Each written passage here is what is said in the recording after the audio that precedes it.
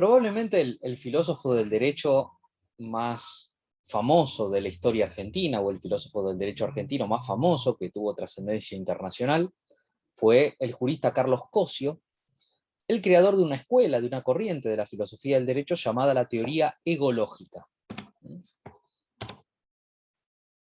Cosio vivió en el siglo pasado, prácticamente recorrió todo el siglo, tuvo una vida muy prolífica, en la cual alternó tanto el desarrollo de la filosofía, del derecho, como la militancia política. Estaba muy vinculado al peronismo, Cosio. Y en su obra, en su planteo, en su pensamiento, están presentes la influencia de Husserl, el fenomenólogo, el que había planteado que la reflexión filosófica tiene que partir de lo que se nos aparece, eso es la fenomenología, Heidegger, el gran representante del existencialismo, y Kelsen, del cual fue un traductor muy importante, y del cual tomó elementos de la lógica del sistema. Cosio había nacido en Tucumán, fue profesor en la Universidad de La Plata y en la Universidad de Buenos Aires, aunque el gobierno del 55, después del golpe de Estado, fue destituido de su cátedra, y él planteaba que él había creado su teoría como un complemento o una continuación o un desarrollo de la teoría de Kelsen, cosa que Kelsen desmintió. Como yo les había dicho cuando les expuse Kelsen, Cosio quiso presentarse al mundo como la superación del sistema de Kelsen, abarcando el sistema de Kelsen en su sistema como una parte de la teoría jurídica. Al comienzo tuvo una relación cordial con Kelsen, que lo veía él como uno del divulgador, pero bueno, en la medida en que Cosio planteaba como una superación y empezó con las críticas, entonces se empezaron a distanciar. ¿Cuáles son las obras más importantes de Cosio? La teoría egológica del derecho, donde él de alguna manera expone lo que va a ser su teoría jurídica, y el derecho en el derecho judicial, donde él va a plantear dónde para él se manifiesta el derecho.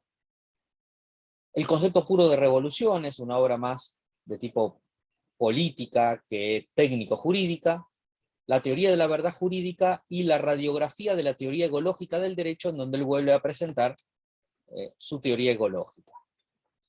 ¿Por qué teoría egológica? ¿De dónde sale egología? El término egología lo había creado Husserl, el fenomenólogo. Egología es lo que pertenece al ego. El ego sería el yo consciente. La egología tiene que ver con la subjetividad, con el sujeto que es consciente. Cosio dice que él utiliza la palabra egología para representar la fenomenalización, o sea, cómo se nos aparece la conducta del ser jurídico, del sujeto jurídico. Y en virtud de, digamos, en el marco de esta teoría egológica, él presenta algunas ideas que él desarrolla a lo largo de sus obras y que yo les puedo sintetizar a ustedes en estos principios fundamentales. Primero, y lo más importante por lo cual Cosio es más conocido, ¿qué es el derecho para Cosio? Para Cosio el derecho es conducta en interferencia intersubjetiva. O sea, son comportamientos de las personas que se chocan con comportamientos de las otras personas, que interfieren. Se chocan no necesariamente de una manera conflictiva, quiere decir se cruzan. Cuando tenemos conductas de unos que se cruzan con conductas de algo, trascendiendo al sujeto en una relación entre sujetos, eso es el derecho. Vemos que en este sentido, para Cosio, la realidad social es muy relevante en el campo jurídico, al punto que el derecho es eso, es realidad. Otra tesis fundamental de Cosio es el papel que tiene la libertad. Para Cosio, la libertad es indispensable en el derecho.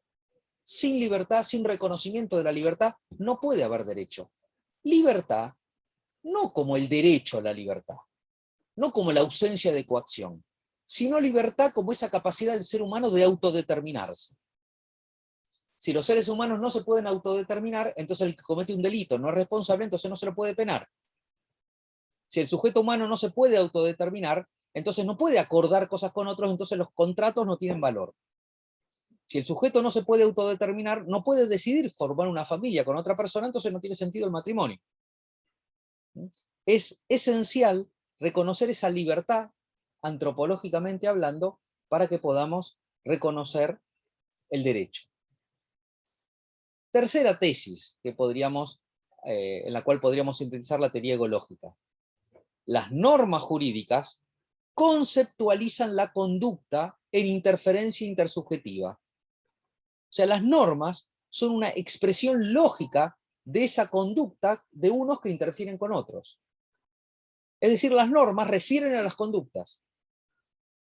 Por eso Cosio, si bien va a reconocer el gran papel que tuvo Kelsen como teórico del sistema de normas, va a decir, esto es una partecita del derecho, porque es la cuestión de las normas, pero el derecho no son las normas, son las conductas que interfieren con otras, y que al fin y al cabo las normas lo que hacen es conceptualizarlas. La cuarta tesis en la cual podríamos sintetizar, digamos, los aportes de esta teoría egológica al campo jurídico, es pensar que las normas jurídicas imputan sanciones, o sea, atribuyen a determinados hechos determinadas sanciones. Y son juicios disyuntivos, que presentan una alternativa. No juicios hipotéticos, como planteaba Kelsen, sino que plantean una alternativa. Hipotéticos en el sentido, si hay, la norma sería, por ejemplo, para Kelsen, si hay homicidio, debe ser la prisión de 8 a 25 años. Eso es hipotético. Cosio plantea que en el antecedente de la norma hay una alternativa, porque puede haber el incumplimiento del contrato y deberá ser la indemnización, pero puede haber el cumplimiento del contrato también. Por eso es un juicio disyuntivo. En un momentito nos vamos a detener en estos principios. Cuando vivía Cosio ya existía en Brasil el desarrollo de la filosofía del derecho tridimensional de Miguel Reale, y también Goldschmidt había empezado a esbozar sus planteos tridimensionalistas. Cosio expresamente rechazó ser incluido entre los tridimensionalistas, o sea, entre los teóricos del derecho que plantean que en el derecho hay 3 dimensiones: los hechos, las normas y los valores. Pero tiene algunas expresiones, hay algunos textos de Cosio, en donde claramente entra dentro del tridimensionalismo. A veces ocurre que hay personas que no quieren que las incluyan en determinado conjunto y lo niegan. ¿Cuántas personas hay que son de izquierda y no quieren reconocer que son de izquierda? O que son de derecha y no quieren reconocer que son de derecha, para hablar de alguna manera, o que son iusnaturalistas y no quieren reconocer que son iusnaturalistas. Entonces, de alguna manera, nosotros encontramos algunas expresiones de Cosio que parecerían que lo incluyen dentro del tridimensionalismo jurídico, aunque él lo haya dicho que no. Por ejemplo, en su radiografía de la teoría egológica del derecho, él dice: la experiencia jurídica se constituye con 3 componentes: una estructura, un contenido dogmático recogido por aquella estructura, todo lo que se lee en el texto de la norma, y una valoración jurídica de justicia o injusticia. Pareciera que difícilmente poder distanciarse o oponerse a la idea tridimensional. ¿Para qué existe la filosofía del derecho según Cosio? Para Cosio, la filosofía del derecho no es algo que tenga que ser separado del derecho positivo, de lo que trabajan los civilistas, los penalistas, los laboralistas, los comercialistas. No es el filósofo del derecho el que trabaja una especialidad del derecho como si tuviera su propia rama, diferente del civil comercial. Sino que Cosio plantea que la filosofía del derecho tiene que revisar, tiene que servir para revisar, para analizar los presupuestos, los fundamentos con los cuales trabajan los juristas. Tiene que ser una filosofía de la ciencia positiva del derecho. No trabajar con otro objeto. Trabajar con el mismo objeto que los civilistas, los penalistas, los constitucionalistas, pero poniéndolo en cuestión sus fundamentos, sus mismos presupuestos. Y en este marco, él dice, le compete un cuádruple examen a la filosofía del derecho. Debe examinar la esencia del objeto del derecho. Cosio nos plantea que la filosofía del derecho tiene que abordar sobre el derecho un examen cuádruple. Se pregunta por 4 cosas. Se pregunta por la esencia del objeto que el jurista quiere conocer. Es decir, se pregunta qué es el derecho, qué tipo de ser es. Eso que el jurista conoce, lo que se le aparece y que constituye el objeto de su conocimiento.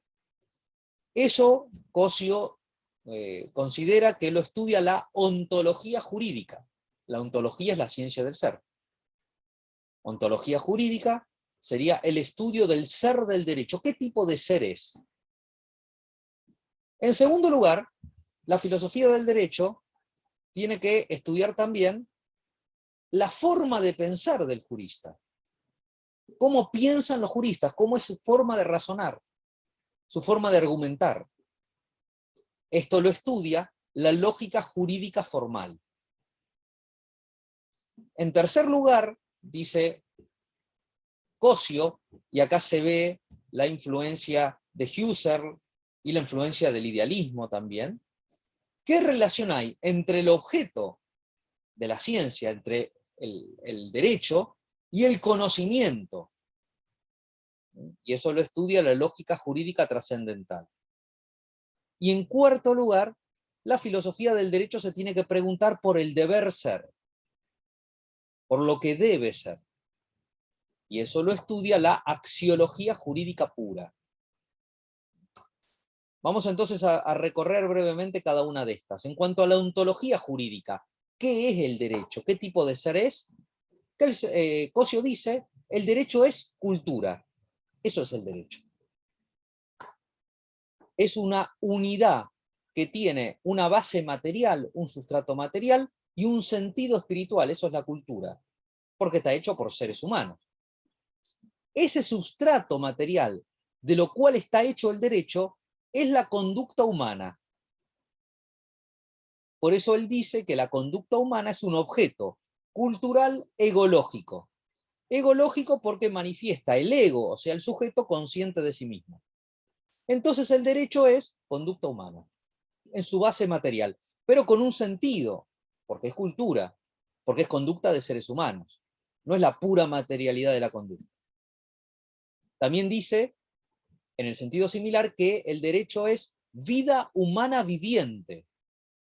Es decir, es la conducta que se está realizando, no lo que queda de la conducta. No es vida humana objetivada, no es lo que las realizaciones del hombre, sino el hombre realizándolas. El derecho es conducta, dice.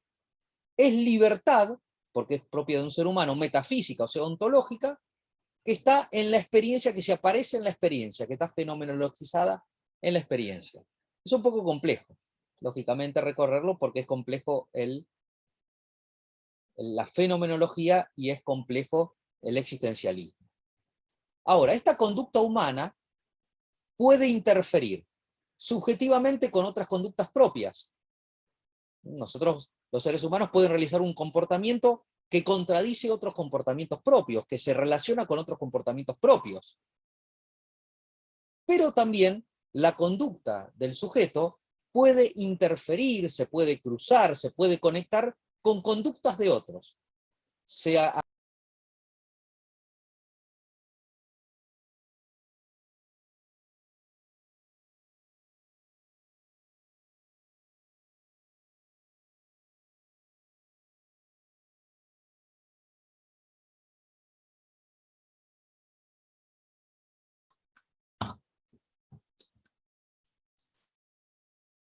Cosio hace después un recorrido, un desarrollo por cada una de estas partes de la filosofía jurídica.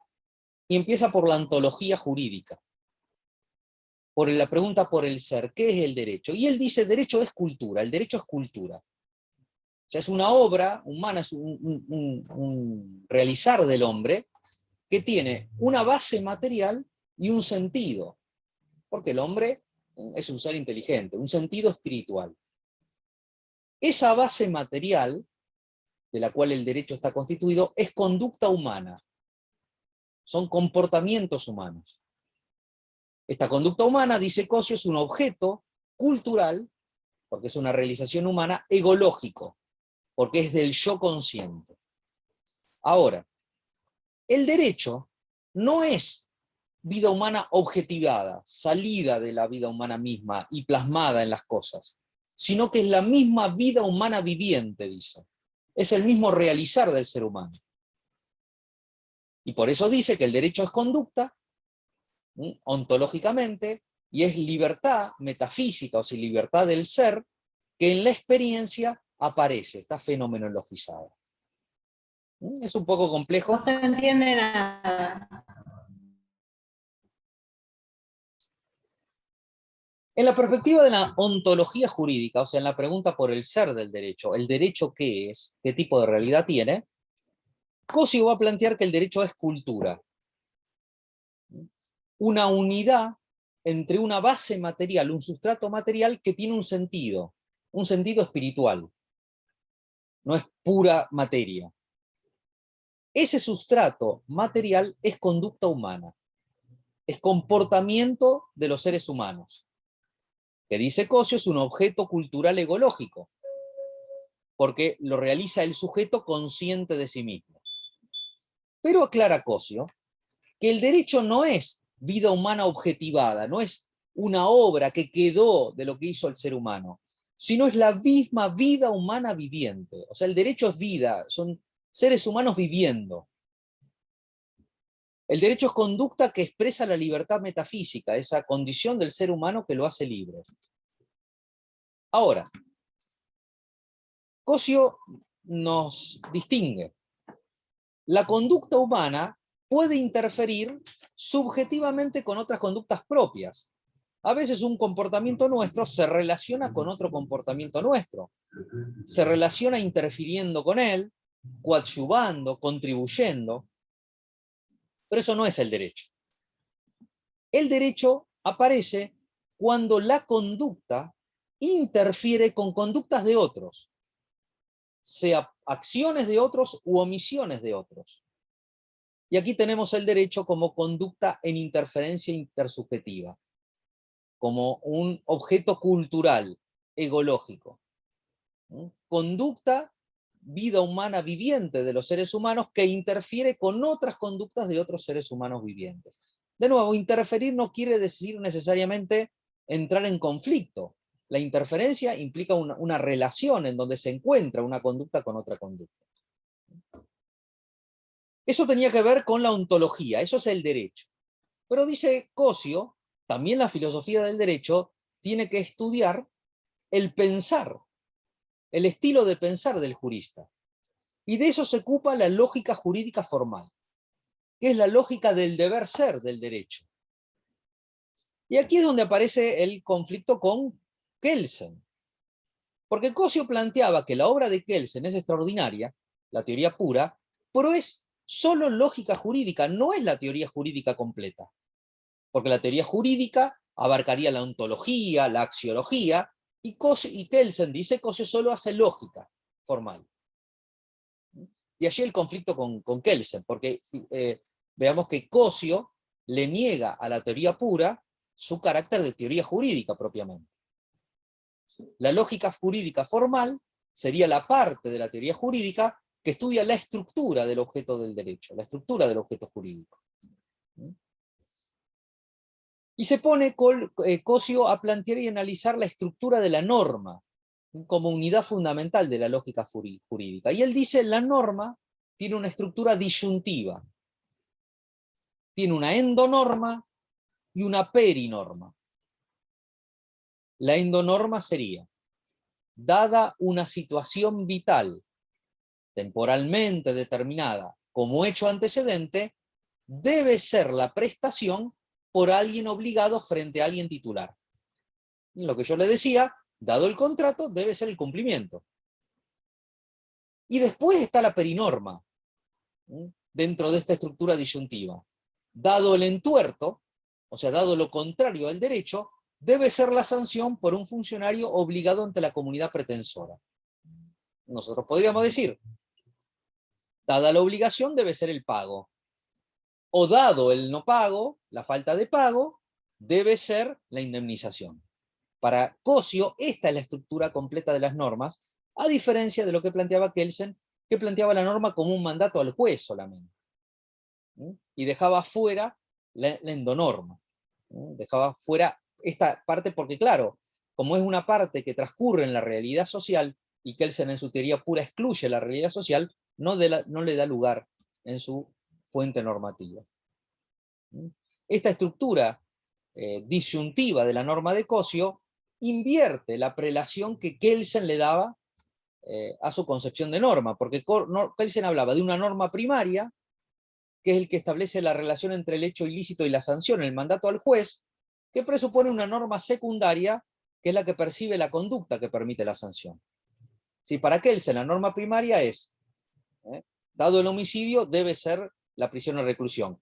Y la norma secundaria es, no debe matarse, debe respetarse la vida del otro. ¿Qué relación hay entre la norma y la conducta? Cosio dice, la norma es la significación y la conducta es el objeto de la norma. Y entonces Cosio dice, la norma, la conducta se integra con la norma que la menciona. Es como que la lógica se introduce en la realidad de la conducta. Entra en interrelación como su significación, posibilitando entenderla. No están en mundos diferentes la norma y la conducta, se intervinculan entre sí. Kelsen también tiene una analogía, una metáfora muy interesante para expresar gráficamente el derecho como sistema. Kelsen había planteado la pirámide. Cosio la recoge la pirámide como algo interesante para plantear las relaciones, pero propone que también tenemos que pensar al derecho como una esfera, porque la esfera, cuando se apoya en un puntito diminuto, minúsculo, que es el caso. Pero en ese caso, en ese punto, se apoya todo el peso de la esfera. En la esfera están las cuestiones penales, civiles, procesales, constitucionales, de justicia, de equidad, etcétera, etcétera, etcétera.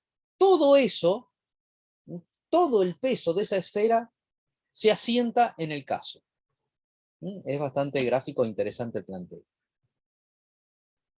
En el tercer métier, en el tercer objeto de la filosofía del derecho, Cosio nos propone abordar qué relación hay entre el ser del derecho y su conocimiento.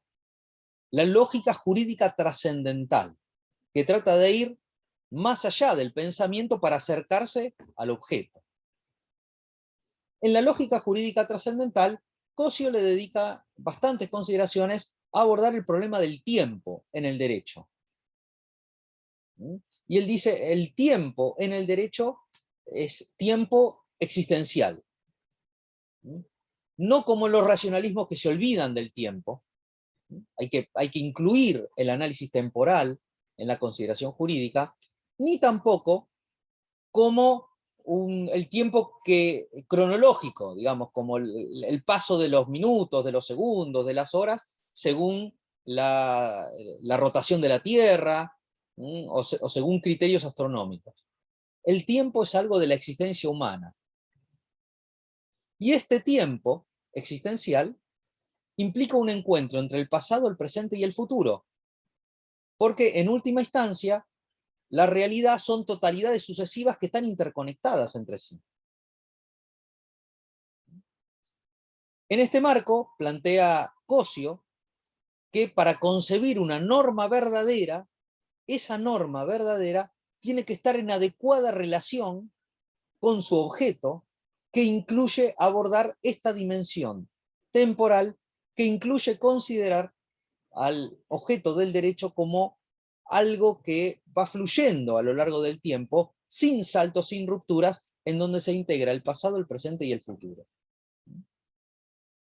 Por eso plantea Kelsen que el derecho es una ciencia empírica, no es una ciencia lógica, sino empírica, que conoce la conducta humana mediante las normas.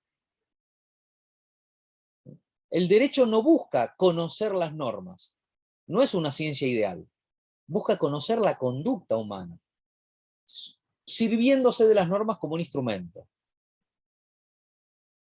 El objeto a conocer es la conducta, no las normas. Cambia totalmente el centro del objeto. Por eso no es normativista, es contrario al normativismo.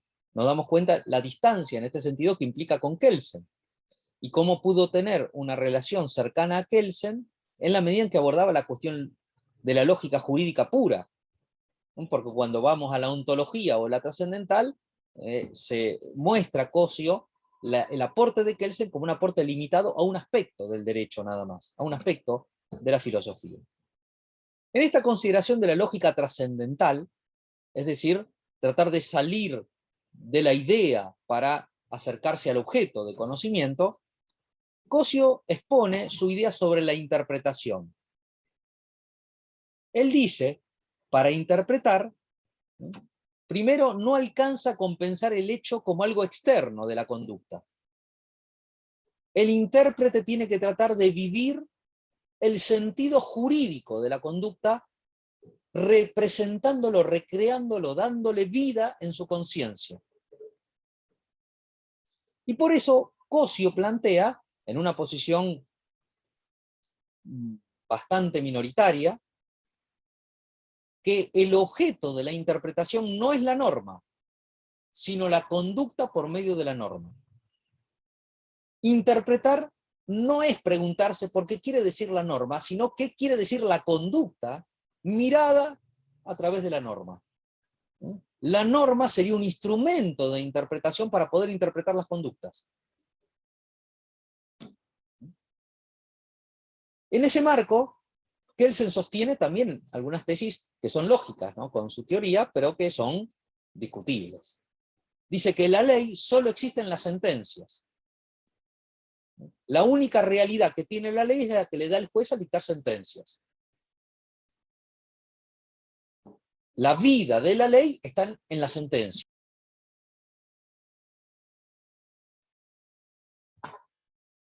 Como Kelsen plantea, como Cosio, plantea, que no se interpreta la norma, sino que se interpreta la conducta a través de la norma, Cosio va a plantear que la ley existe solamente en las sentencias.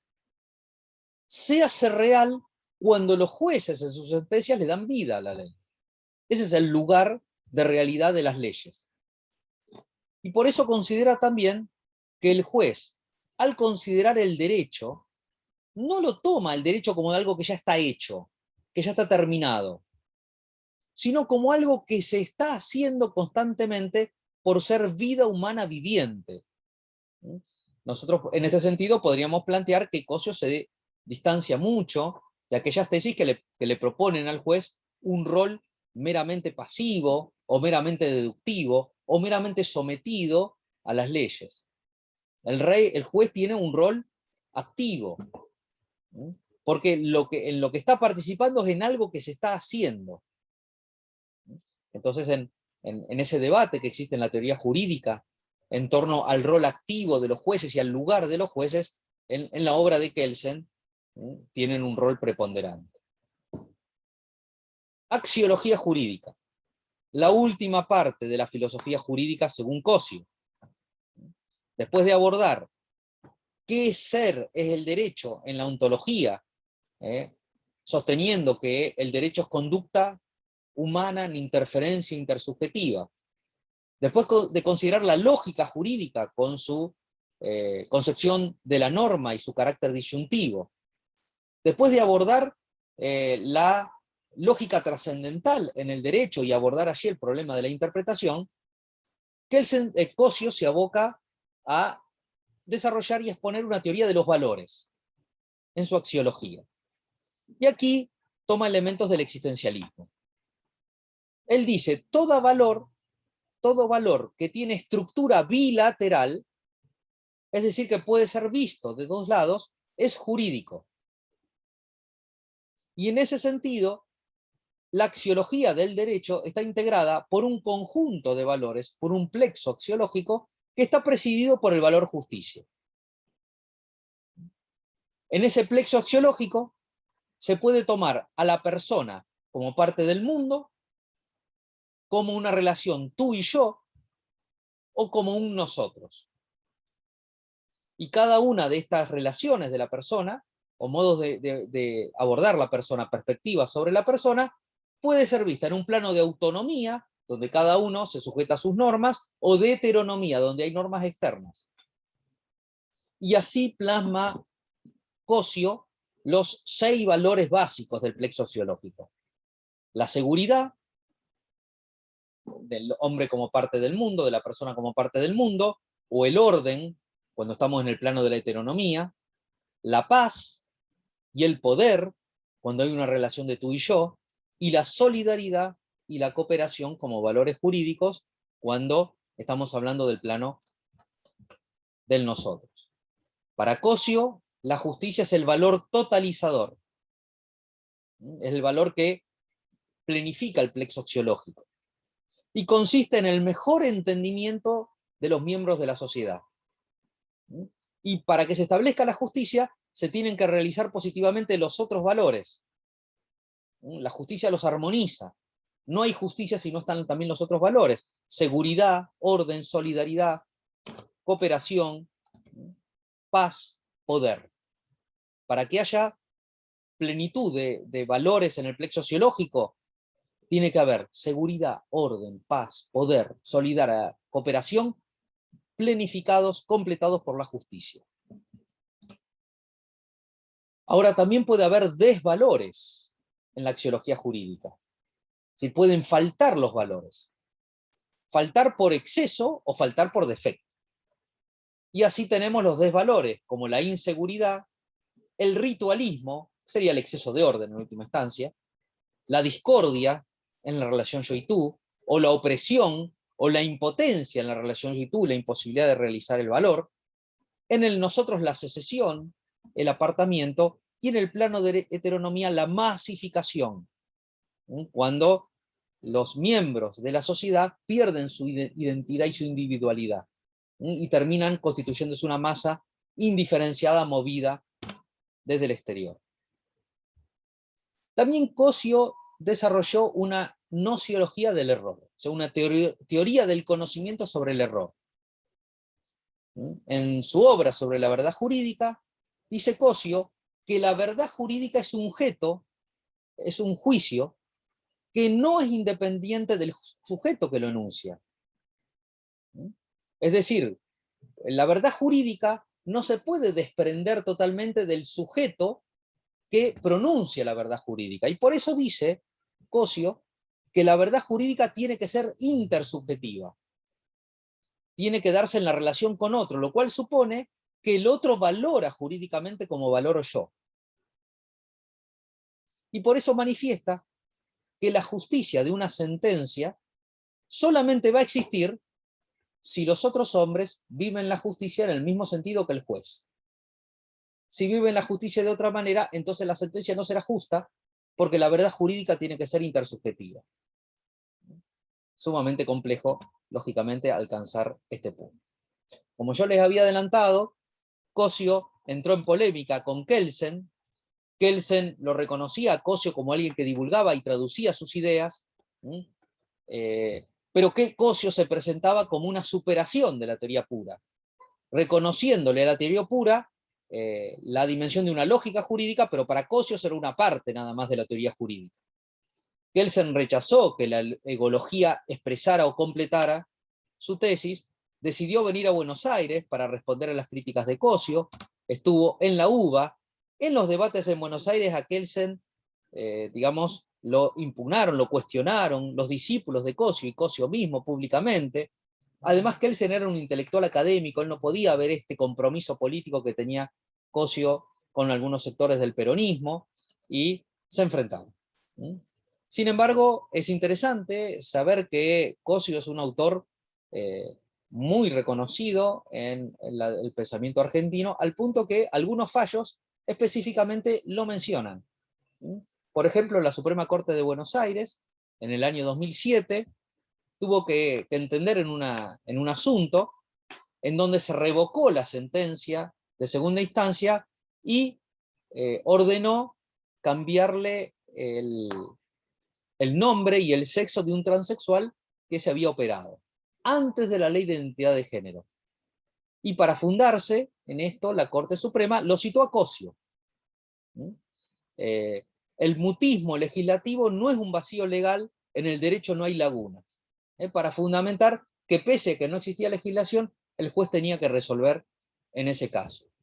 Al mismo tiempo, en una causa vinculada a un accidente, un tribunal del trabajo de La Matanza citó a Cosio para fundamentar que le iba a aplicar una tasa de interés determinada por la falta de pago de la indemnización por accidente de trabajo.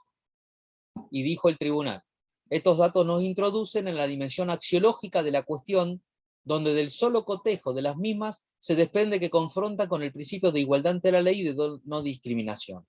¿Y cuáles son los valores en juego? Esencialmente el valor justicia, primero del célebre praxeológico de Cosio.